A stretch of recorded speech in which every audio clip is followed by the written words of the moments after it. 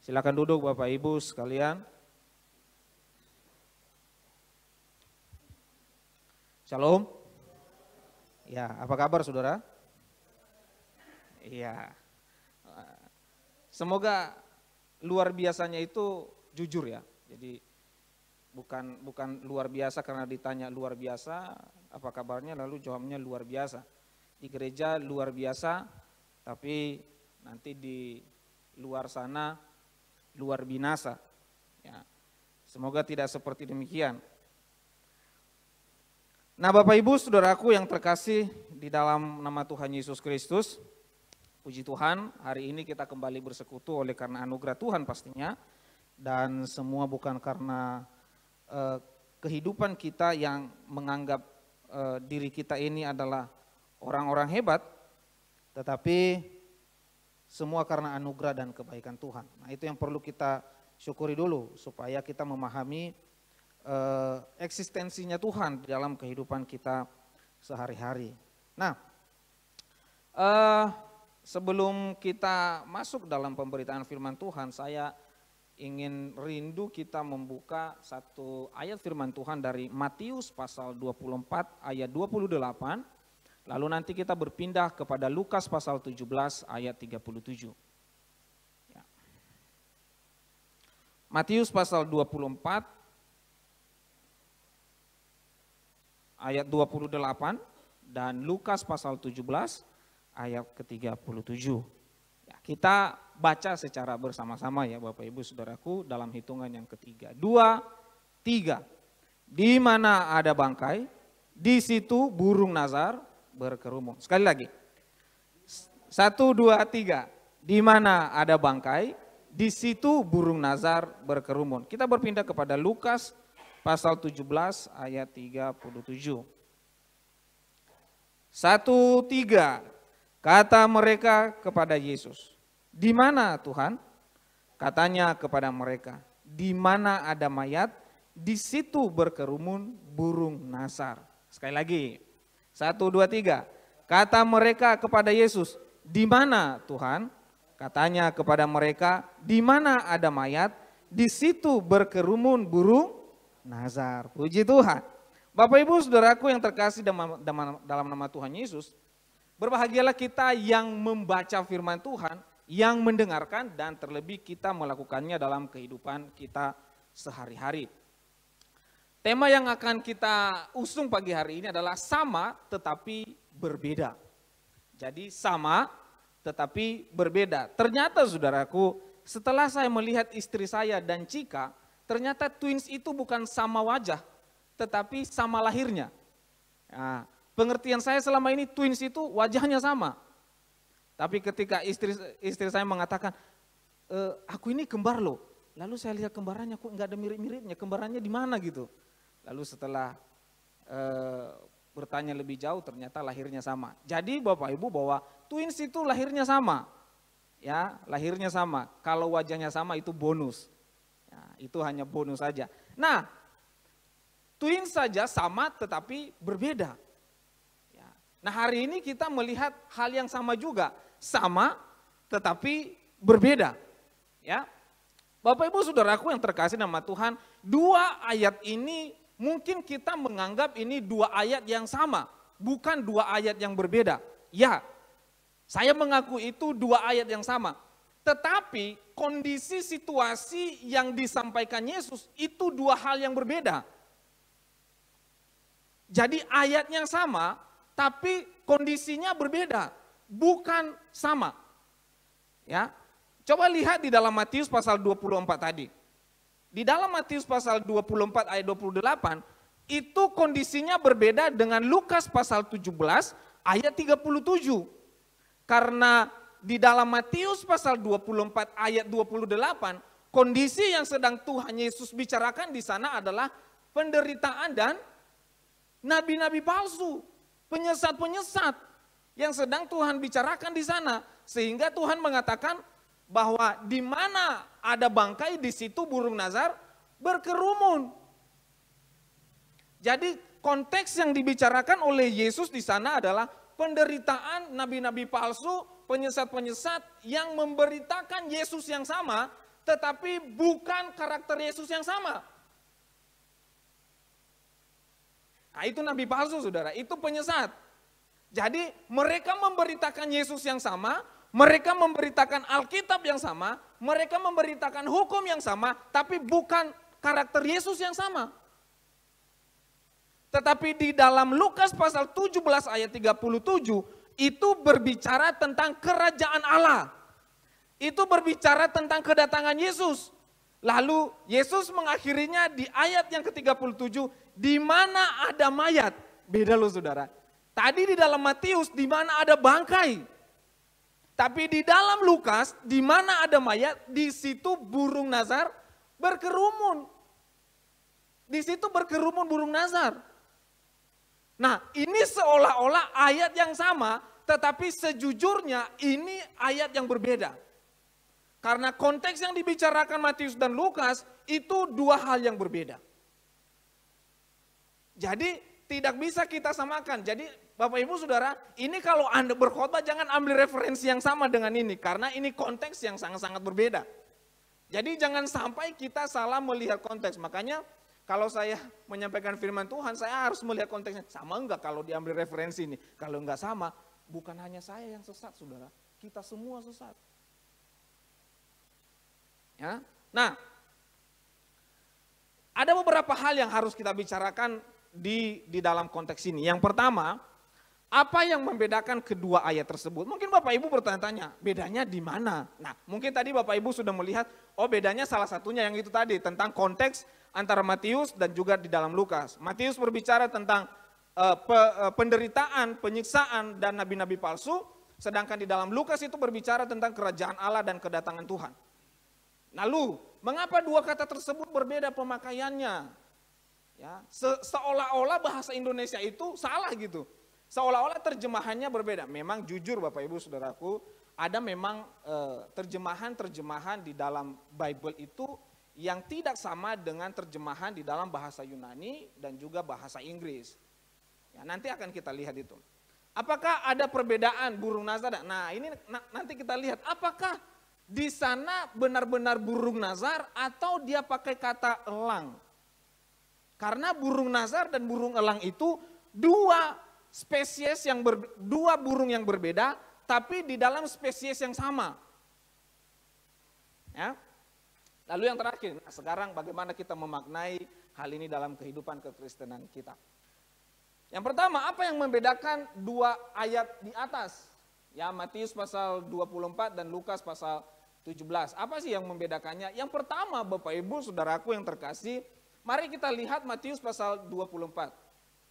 Di dalam Matius pasal 24, di sana dia memakai kata bangkai, sedangkan di dalam Lukas, di sana dia memakai kata mayat. Jadi bukan bangkai. Mayat dengan bangkai berbeda enggak sih? Hah? Beda ya? Beda ya, sepakat ya, kita beda. Jadi bangkai dan mayat itu berbeda. Tetapi Bapak Ibu Saudaraku, dalam bahasa Yunani sama, tapi pemakaiannya berbeda. Ya. Pemaknaannya berbeda, tapi pemakaiannya sama.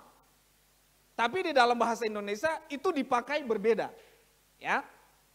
Oke, nah mana yang membedakan? Yang membedakannya adalah tubuh yang menjadi mayat dengan tubuh yang menjadi bangkai. Itu yang membedakannya. Jadi tubuh yang menjadi mayat dan tubuh yang menjadi bangkai. Kita lihat. Apa sih yang dia pakai? Bangkai itu Bapak Ibu Saudara dalam bahasa aslinya itu dia pakai soma. Nah, soma itu adalah tubuh yang mati. Jadi tubuh yang mati itu tubuh yang mati yang sudah tidak bisa berfungsi apa-apa. Jadi benar-benar mati, tidak bisa lagi bergerak, tidak bisa lagi beraktivitas. Jadi dia memakai kata toma. Jadi tubuh yang mati, tubuh yang benar-benar mati, membusuk artinya begitu ya. Lalu di dalam Lukas dia bukan memakai toma saudara, berbeda, dia memakai soma. Bukan soima, tapi soma. Soima itu pelawak. Kalau ini soma. Ya. Nah, Kita kembali kepada yang bangkai. Nah, bangkai itu adalah tubuh yang jatuh, mati, bangkai atau jadi mayat.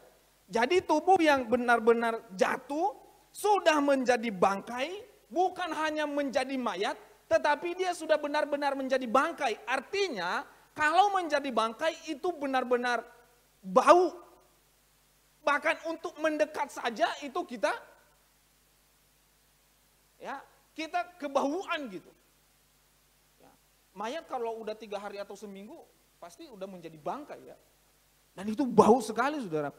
Kami pernah menghadiri jemaat yang meninggal di tempat waktu saya pelayanan di Subang. Ya. Itu sampai meleleh mayatnya saudara. Bayangin meleleh. Itu baru 1 hari meninggal malah. Karena kenapa? Aduh itu bayangin saudara. Itu jemaat itu makan arak minumannya. Ya, pagi, siang, malam arak saudara. Jadi untuk melancarkan makanannya itu minum arak. Dan itu ya everyday saudara, setiap hari dia mengkonsumsi arak itu. Nah makanya Bapak Ibu yang sudah sering minum arak berhentilah. Nanti Anda mati meleleh Bapak, mayat saudara. Ya, nah dan itu bau, ampun bau. Udah diformalin, bau masih. Nah, jadi saudara, bangkai yang dipakai di dalam Matius itu adalah tubuh yang jatuh. Artinya jatuh, mati, menjadi mayat, menjadi bangkai.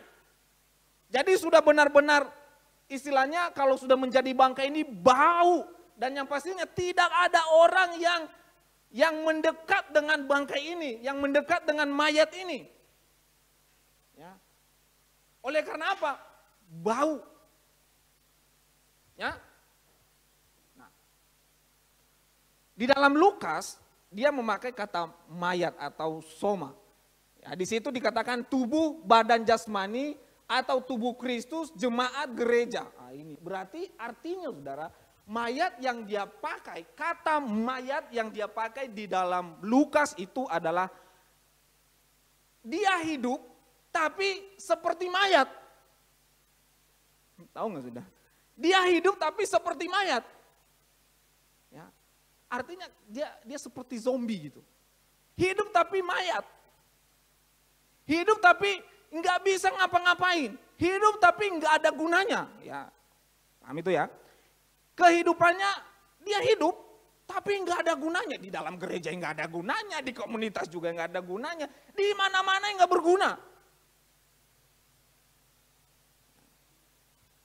Semoga kita di sini semua berguna bagi nusa dan bangsa dan gereja. Ya. Nah, di mana burung nazar, di mana ada mayat, di situ berkerumun burung nazar. Di mana ada mayat, di mana ada gereja, di mana ada jemaat, di situ berkerumun burung nazar. Harusnya saudara, mayat yang hidup itu atau jemaat yang hidup itu, dia tidak seperti mayat, tetapi dia secara proaktif menjadi jemaat yang proaktif, bukan jemaat yang mati.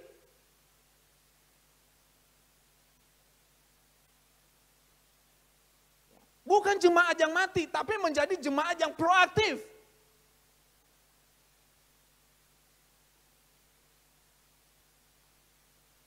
Jadi jemaat cuma datang, ngisi daftar hadir kalau di kuliah gitu ya. Ngisi daftar hadir, duduk dengar kuliah, udah pulang. Haleluya, amin, dapat berkat. Pulang harapannya apa? Mudah-mudahan di sepanjang perjalanan ini saya dapat berkat. Jadi seolah-olah kita bergereja, kita berjemaat, kita hanya seperti mayat yang setiap hari datang atau setiap minggu datang, tapi nggak ada gunanya. Nggak berguna. Fungsinya entah apa datang ke gereja. Oh, fungsi saya kan apa Pak itu? Untuk berbakti. Betul. Anda berbakti kalau nggak ada gunanya apa? Kita baru saja memperingati hari kematian dan kebangkitan Yesus Kristus. Dalam pemahaman saya saudara, setiap orang yang sudah ditebus oleh Tuhan itu wajib menjadi hambanya Tuhan. Wajib, bukan pilihan. Ketika engkau tidak menjadi hamba Tuhan, ketika hamba Tuhan itu bukan pendeta saudara, bukan kami yang memberitakan firman, bukan. Kita ini semua hamba Tuhan. Masalahnya, engkau mau enggak? Itu yang menjadi permasalahan. Utangmu sudah dibayar saudara. Di kayu salib itu utangmu sudah dibayar. Masakan engkau tidak memberikan ucapan syukurmu kepada Tuhan? Lalu kita berbicara ucapan syukur persembahan. Nah, jadi Bapak Ibu Saudara sekalian, ini dua hal yang sangat-sangat berbeda. Ya, tapi konteks yang dia pakai di dalam Matius dan Lukas itu adalah dua konteks yang sangat berbeda. Nah, yang menjadi kontradiksinya adalah mengapa dua kata ini berbeda pada pemakaiannya. Ya, di dalam Matius dia pakai bangkai yang jatuh, sedangkan di dalam Lukas adalah tubuh yang hidup berbentuk bangkai atau berbentuk mayat. Jadi tubuh yang hidup yang berbentuk mayat. Nah, kita lihat dua ayat ini lagi. Di mana ada bangkai, di situ burung nazar berkerumun. Lalu di mana ada mayat, di situ berkerumun burung nazar. Nah, ini saudara. Burung nazar, ya, burung nazar memang di dalam bahasa Yunani dia memakai burung nazar. Tapi bukan dalam bahasa Yunani. Di dalam bahasa Indonesia dia memakai burung nazar. Tapi dalam bahasa Yunani saudara, dia bukan memakai kata burung nazar. Tapi dia memakai kata eagles. Dia memakai kata elang, bukan burung nazar. Beda enggak Pak? Beda. Burung nazar dan elang itu, ya, burung nazar dan elang itu berbeda.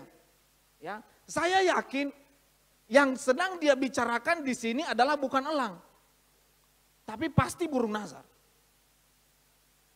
Ya. Dia karena elang itu tidak memakan bangkai, tapi dia memakan tubuh yang hidup untuk dijadikan bangkai. Sehingga dimakan, bahkan yang hidup-hidup saja itu langsung dimakan. Jadi dia tidak memakai burung nazar di dalam bahasa Yunani, tetapi dia memakai kata eagles atau ethos. Nah, karena kenapa? Elang tidak biasa pergi mencari bangkai. Ya, ini mungkin burung pemakan bangkai yang menyerupai elang. Nah, yang menyerupai elang. Berbeda enggak sih? Berbeda. Coba kita lihat. Dalam bentuknya saja sudah berbeda. Ini burung nazar saudara, dan ini burung elang. Ya. Ini dari bentuknya saja, ini sudah berbeda. Tetapi, ya, burung elang dan burung nazar itu dimasukkan dalam spesies yang sama, tetapi memiliki kebiasaan yang berbeda. Jadi, burung nazar itu, burung nazar dan burung elang adalah dua burung yang berbeda, tapi di dalam spesies yang sama. Ya. Mereka masuk dalam spesies yang sama antara burung nazar dan juga burung elang. Nah, tapi mereka memiliki kebiasaan yang berbeda, saudara. Elang itu mencari yang hidup, sedangkan burung nazar itu mencari yang mati. Ya. Saya tidak tahu kita ada di posisi yang mana saudara. Kita mencari yang hidup atau kita mencari yang mati. Kita ini adalah elang atau kita ini burung nazar. Ya. Kita yang mencari bangkai atau kita yang mencari yang hidup. Motivasi kita datang ke gereja ini mencari bangkai atau mencari yang hidup. Jangan-jangan saudara, wajah kita sama, ya, wajah ketika menyembah kita sama, ketika kita duduk, ketika kita berdoa, ketika Anda menyembah, sepertinya sama, tetapi yang Anda cari ini bangkai semua, nggak ada gunanya. Jangan-jangan kita mencari bangkai ke gereja. Bukan mencari firman yang hidup. Kita bukan mencari sesuatu yang membuat spiritual kita menjadi hidup, tetapi kita hanya mencari religiusitas. Karena religius dan spiritual itu berbeda. Kita hanya datang ke gereja karena kita religius, bukan karena kita spiritual kita ada. Karena berbicara religius itu berbicara agama. Kita hanya menjalankan keagamaan kita. Datang ke gereja jam 7, wah disuruh pelayanan tepat waktu. Hanya itu saja, sebatas itu saja kita datang ke gereja. Tapi spiritualitas kita itu kosong. Karena kenapa? Kita lebih mengutamakan religius daripada spiritual. Orang yang spiritual pasti religius, orang yang religius belum tentu spiritualnya bagus. Ya. Jadi Bapak Ibu Saudara yang terkasih, ini dua binatang yang memakan binatang yang lain. Tetapi eksistensi mereka berbeda. Eksistensi mereka berbeda. Nazar mencari bangkai itu artinya, Nazar itu begini saudara, saya coba melihat satu video. Nazar itu begini, ketika dia menemukan ada binatang yang masih hidup, mungkin udah lemas gitu ya. Dia nunggu itu sampai mati, baru dia catok. Jadi dia nungguin aja, dia lihatin gitu. Tapi kalau elang tidak, dia terbang lalu dia turun dengan kekuatan penuh, lalu dia caplok, lalu dia bawa. Dan itu binatang hidup. Artinya adalah elang ini adalah dia tidak mencari mayat saudara. Dia tidak mencari bangkai, tetapi dia mencari binatang hidup karena binatang hidup itu adalah segar.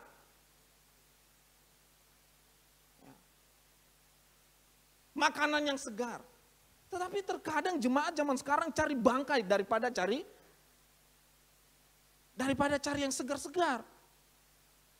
Ya.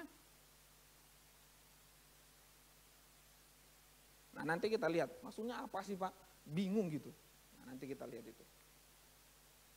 Nah, saudaraku yang terkasih dalam nama Tuhan, ini kita ini tidak bisa memungkiri bahwa oke lah, kita percaya, kita berharap masuk surga ya. Harapan kita masuk surga. Tapi percaya saudara, tidak semua orang Kristen masuk surga. Percaya itu. Ya. Tidak semua orang Kristen masuk surga. Nanti siapa yang ngisi neraka? Kosong. Hah? Harusnya kerinduan kita adalah surga. Tapi saudara, praktek hidup kita itu adalah neraka. Kita merindukan, mengimpikan, mengimajinasikan surga itu seperti ini, bla bla bla bla bla.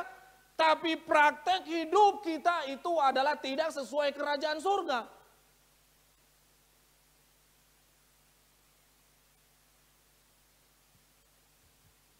Kita berdoa, Bapa kami yang dalam surga, dikuduskanlah namamu, datanglah kerajaanmu, jadilah kehendakmu di bumi seperti di surga.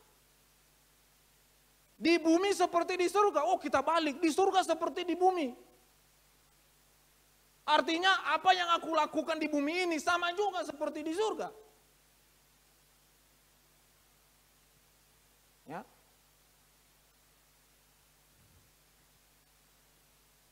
Nah Bapak Ibu Saudaraku, elang dan nazar itu sama, tetapi minatnya berbeda. Kesukaannya itu berbeda. Mereka ada di spesies yang sama, tapi mereka memiliki minat yang berbeda.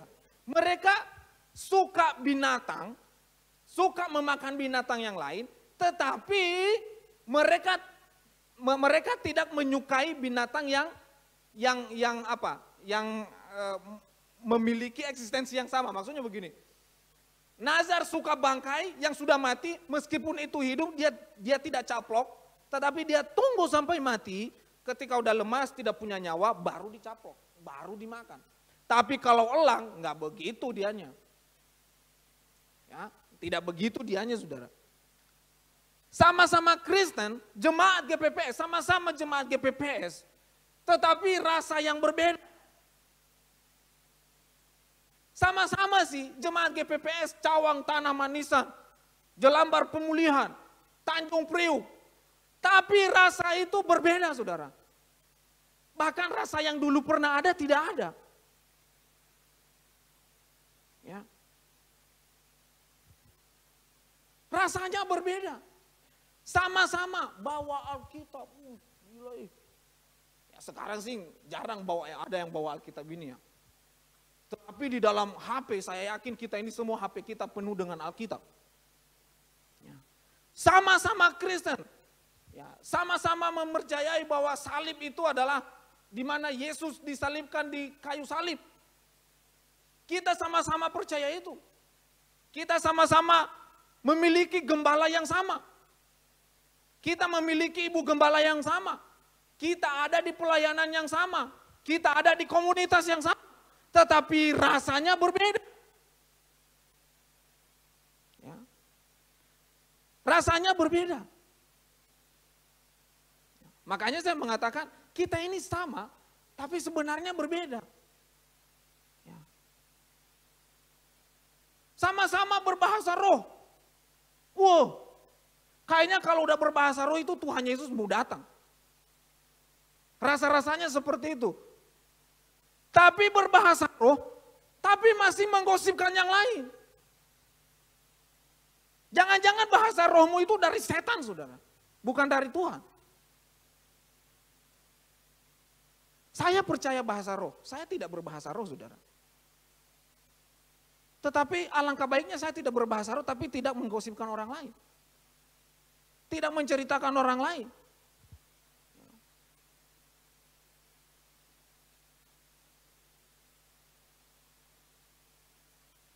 Di gereja, waduh, kayaknya spiritualnya itu, waduh, 99,99 lah nilainya.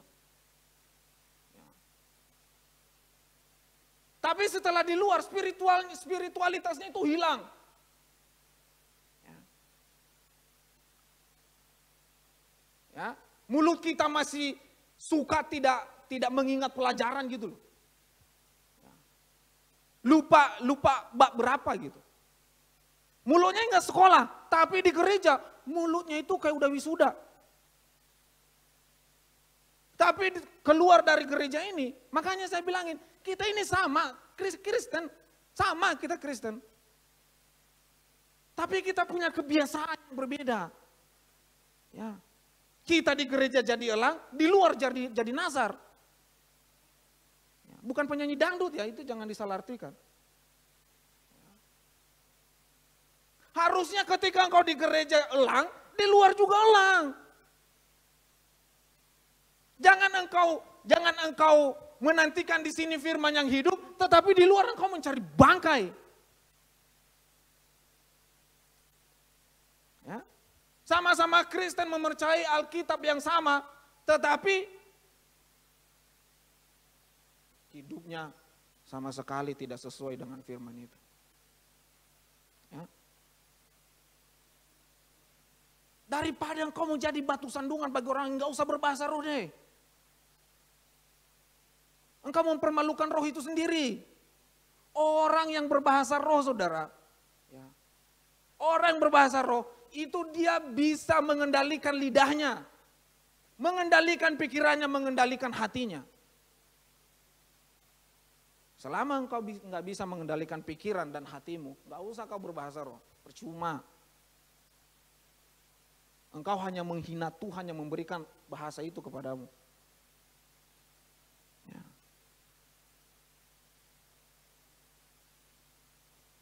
Tubuh yang sama, tetapi rasa yang berbeda. Ya. Lalu, Kristus dan antikristus itu kelihatan sama saudara, tetapi berbeda. Lihat. Dia menceritakan di dalam Matius itu adalah tentang nabi-nabi palsu. Dalam Matius pasal 24 itu dia berbicara tentang nabi-nabi palsu. Tetapi di dalam Lukas pasal 17 itu berbicara tentang hal kerajaan surga dan kedatangan Yesus Kristus. Nah, Matius pasal 24 itu berbicara tentang nabi-nabi palsu. Saya mengatakan seperti begini, Kristus dan antikristus itu, Kristen dan antikristus itu kelihatannya sama. Percaya Tuhan yang sama. Tetapi saudara, mereka berbeda. Kalau mau baca tentang antikristus lebih lengkap, baca Yudas. Di situ dia sudah menjabarkan dengan luas, meskipun itu satu pasal. Tapi Yudas itu menceritakan dengan gamblang tentang antikristus. Dia bukan muncul dari luar gereja, saudara. Dia muncul dari dalam gereja. Seolah-olah mulutnya itu mulus sekali. Lebih mulus dari aspal. Bahkan lebih mulus dari pelumas. Tapi saudara, saya punya siswa itu di sekolah. Dia percaya agama. Dia percaya Tuhan tapi tidak percaya agama. Saya tidak tahu bahwa seharusnya ketika kita percaya Tuhan, maka kita juga ada di dalam agama. Tapi dia masuk Kristen. Karena untuk masuk sekolah harus ada agamanya. Bahkan di sekolah kami ada ateis. Tapi harus masuk kelas agama. Akhirnya dia bingung memilih 5 agama. Akhirnya dia bingung memilih agama. Lalu dia carilah yang simpel. Akhirnya dia masuk ke Hindu. Yang penting ada agamanya. Ya. Nah, saudaraku yang terkasih sama Tuhan samalah seperti ini ya. Pak Gembala dengan saya seolah-olah sama ya, jas, pakai ngejas gitu kalau khotbah gitu. Jangan salah saudara, jangan-jangan saya yang antikristus di sini. Seolah-olah dengan suara saya ini semua kebenaran yang keluar. Permasalahannya jemaat juga nggak ada filter. Dia terima aja. Jangan saudara, itulah awal kejatuhan kita. Itulah awal kesesatan kita ketika semua orang yang berbicara di mimbar ini kita anggap semua benar. Apalagi kalau dia sudah pendeta, doktor, MTH, MPD, MSI dan MLM gitu atau ya. Engkau harus punya filter saudara. Firman Tuhan mengatakan ujilah semua roh. Engkau harus menguji itu. Permasalahannya adalah yang ada di dalam diri kita ini bangkai semua. Kita nggak punya filter. Ya. Saya selalu mengatakan saudara, apapun yang saya ucapkan di sini, engkau jangan percaya. Jangan percaya dulu, uji dulu, lihat firman Tuhan, benar enggak? Itu sesuai enggak dengan kebenaran firman Tuhan? Itu sesuai dengan eksegesanya enggak yang sudah sekolah teologi? Itu sesuai dengan tafsirannya enggak? Eksposisinya bagaimana, benar enggak? Kalau jemaat awam, engkau harus punya filter, tanya pendeta. Pak benar enggak sih itu yang dikatakan Pak perhatian itu? Makanya ada fungsi gembala. Jangan hanya dapat berkat saja dari gembala. Tapi engkau harus memfungsikan dirimu mencari firman itu.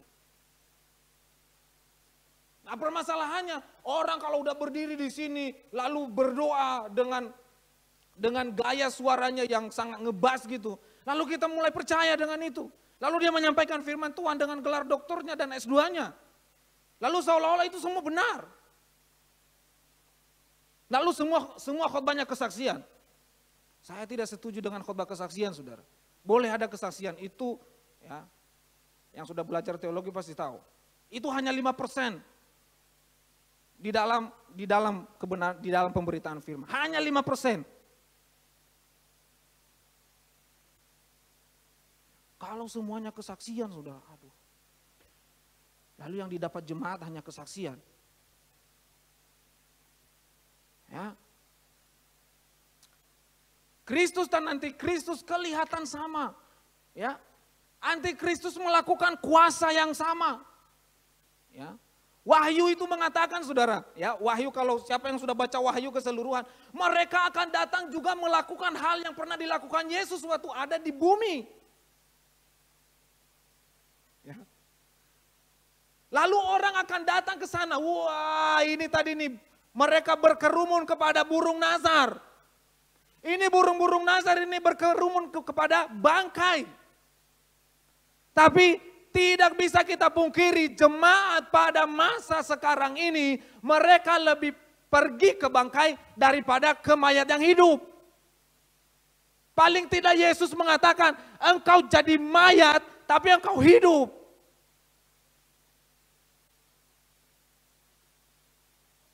Tapi jemaat masa sekarang saudara, mereka lebih percaya datang ke sana gitu.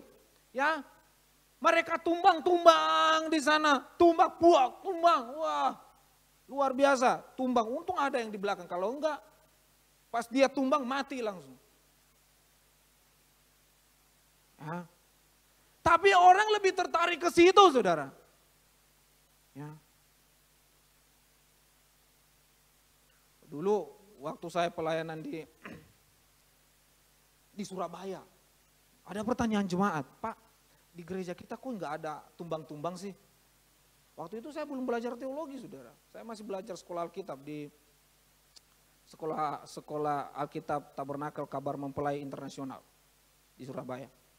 Saya bilangin, karena ya jujur aja saya mengatakan saya nggak percaya dengan tumbang-tumbang itu hanya hipnotis saja.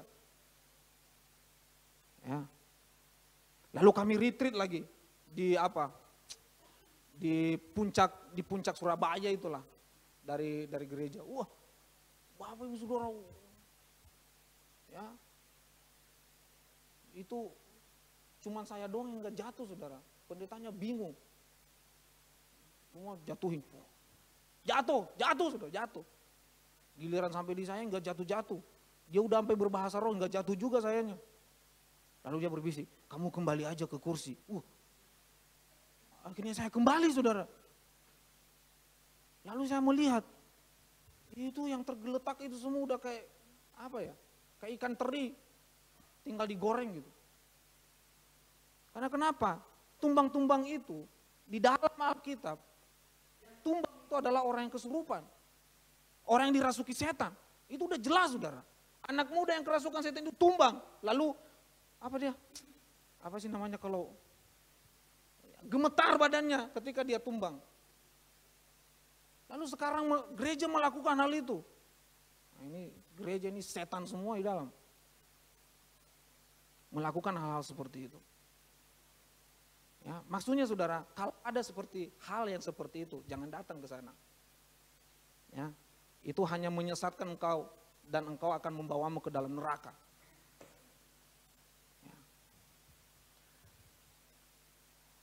Nah, yang berikut.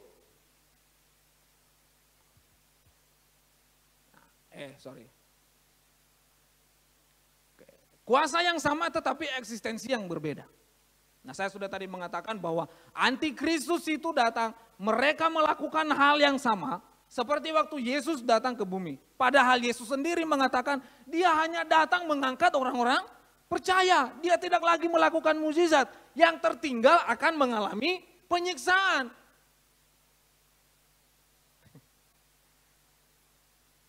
Lalu antikristus, tapi lihat saudara, kalau saya punya film itu yang syutingnya itu tentang Roma gitu ya. Jadi semua orang itu pada zaman akhir dia mengatakan seperti ini. Semua orang pada zaman akhir itu akan membutuhkan satu sosok yang bisa mengabulkan semua apa yang mereka inginkan. Saya rasa benar juga. Ya. Karena kenapa? Manusia membutuhkan keinginan hatinya. Sehingga dia membutuhkan satu sosok untuk mengabulkan apa yang dia inginkan. Termasuk penyakit, termasuk ekonominya harus dipulihkan, termasuk semuanya. Padahal saudara, Yesus itu datang pertama untuk menebus manusia dan mengabarkan kabar baik.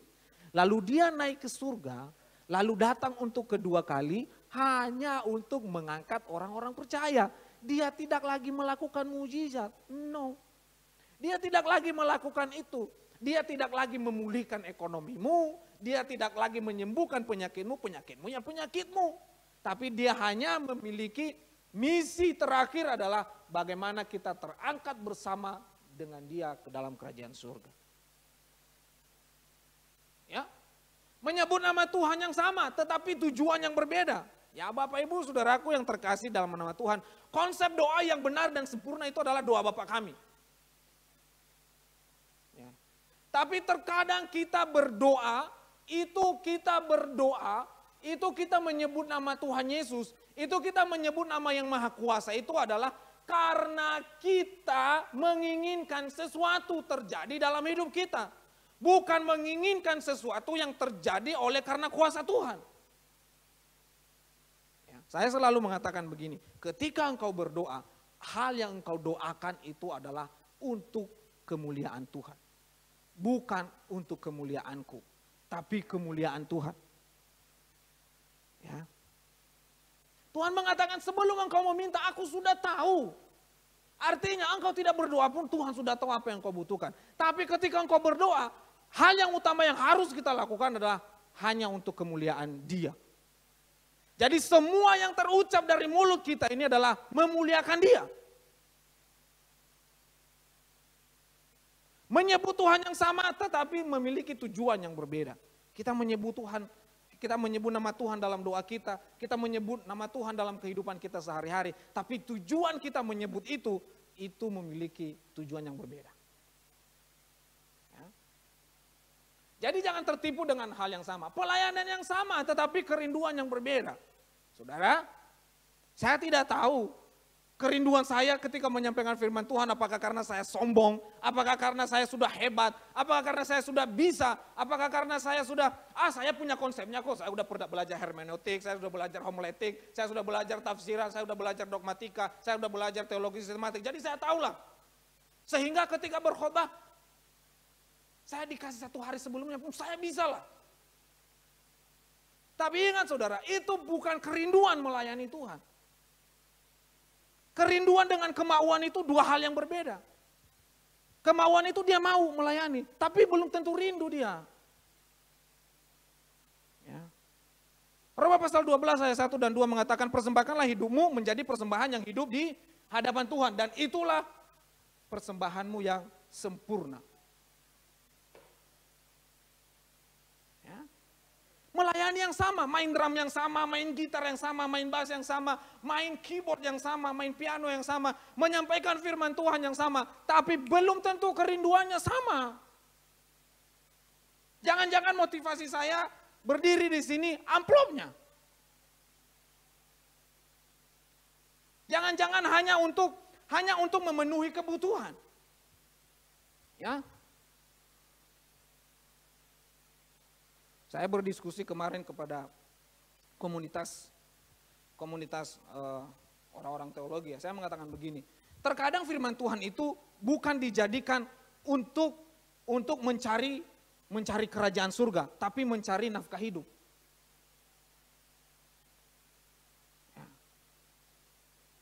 Dan itu banyak saudara, banyak banget, ya. Ketika kami diskusi kemarin di youth gitu ya. Lalu istri saya mengatakan, dia memberitahukan lah, saya itu ngajar di salah satu kampus juga, tapi nggak ada duitnya. Tapi memang benar, nggak ada gajinya saudara. 1% pun nggak dikasih. Ya, terus Dimas bilang, kok mau ya gitu ya. Saya bilangin saya mau karena saya punya tujuan. Ya. Bukan karena saya ngajar aja, tapi saya punya tujuan. Ya, saya ngejar nomor induk dosen nasional, lalu saya mengejar sertifikasi dosen. Ya. Itu kerinduan enggak? Sebenarnya enggak rindu 100%. Rindu mengajarnya iya, tapi tujuannya ada. Nah tapi kalau kita melayani, tujuan kita apa saudara? Ya. Ketika engkau menggebuk drum di sini, ketika engkau memainkan senar bass di sini, senar gitar, main keyboard, apa yang kau rindukan di situ?